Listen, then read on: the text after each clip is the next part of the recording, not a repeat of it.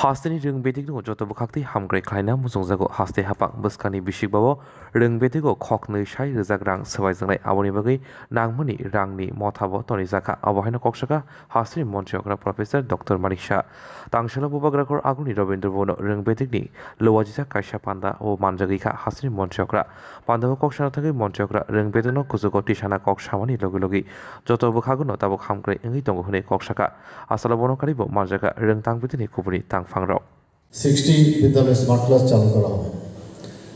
ত্রিপুরা রাজ্যের 604টি বিদ্যালয়ে ICT information communication technology project চলছে এবং আরও 294টি বিদ্যালয়ে এই প্রকল্প শুরু করার প্রক্রিয়া চলছে।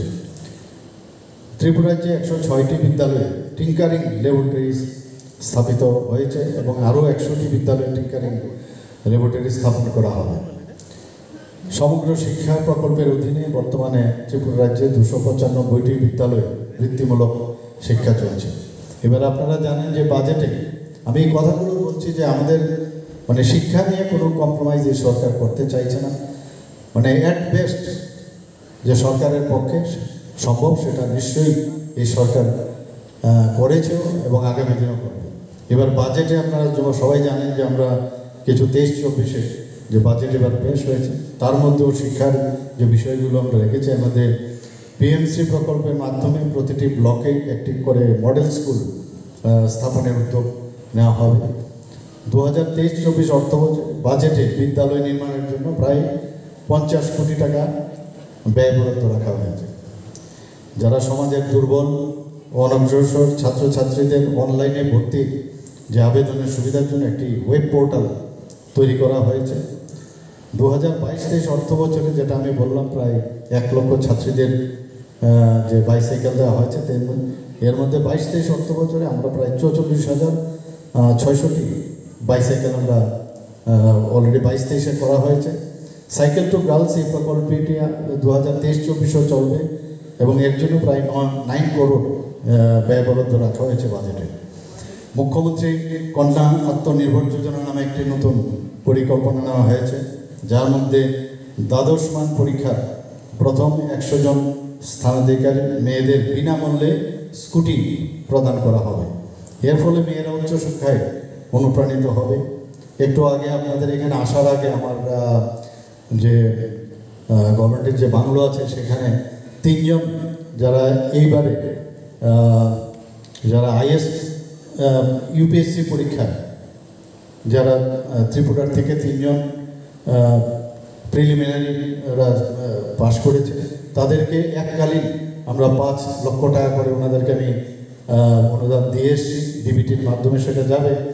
এর আগেও একজন তেলিয়ামুড়ার একজন আছেন উনি অলরেডি দুটোতেই প্রিলিমিনারি এবং মেইন যেটা আছে ফাইনাল সেটা তো পাস করে এখন আইএস হয়ে গেছে, তারও পোস্টিং হয়ে গেছে। সেইভাবে ত্রিপুরা সরকারের তরফ থেকে আমরা চেষ্টা করছি সবার জন্য যাতে অ্যাট পার এবং সমস্ত ভারতবর্ষের অন্যান্য স্টেটের সাথে যাতে কম্পিট করে সামনের দিকে এগিয়ে যেতে পারে সেই ব্যবস্থা আমরা করছি। পিএমসি এবং বিদ্যাজ্যোতি প্রকল্পে 400টি সরকারি বিদ্যালয়কে আধুনিকীকরণ করা হবে।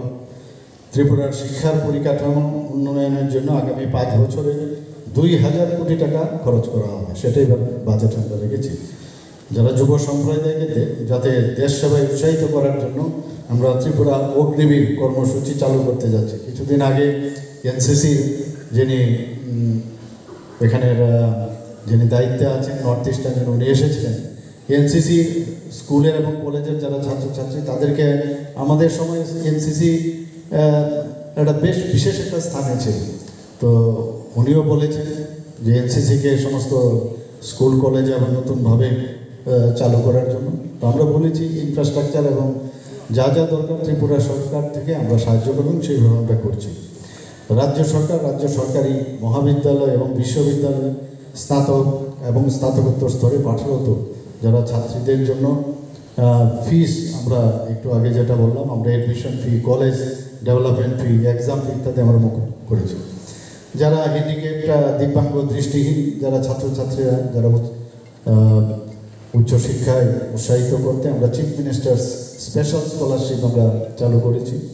এর অধীনে স্নাতক ও স্নাতকোত্তর স্তরে 5,000 টাকা এবং ডিপ্লোমা কোর্সের জন্য 4,000 টাকা মাসিক বৃত্তি প্রদান করা হবে।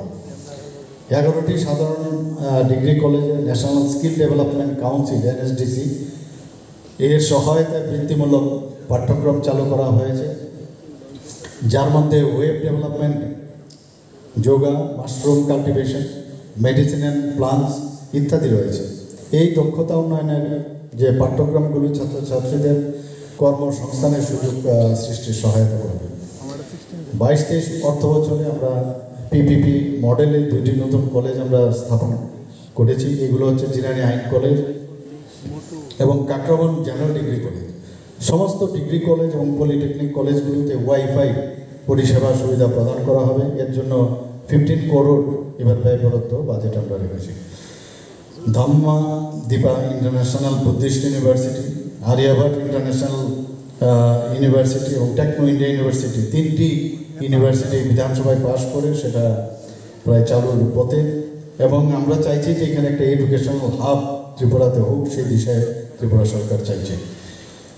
40 করোড় আমরা খরচ করছি নেতাজি সুভাষ বিদ্যালয় উদয়পুরে এবং 77 করোড় ব্যয় বরাদ্দ রাখা হয়েছে মহারাজা বীর বিক্রম কিশোর কলেজে নতুন সায়েন্স বিল্ডিং হবে। 10 কোটি টাকা আমরা আগরতলা কুঞ্জবনস্থিত যেটা IASE প্রাতিষ্ঠানিক যে ভবন হবে তার জন্য আমরা এইভাবে বাজেট আমরা রেখেছি।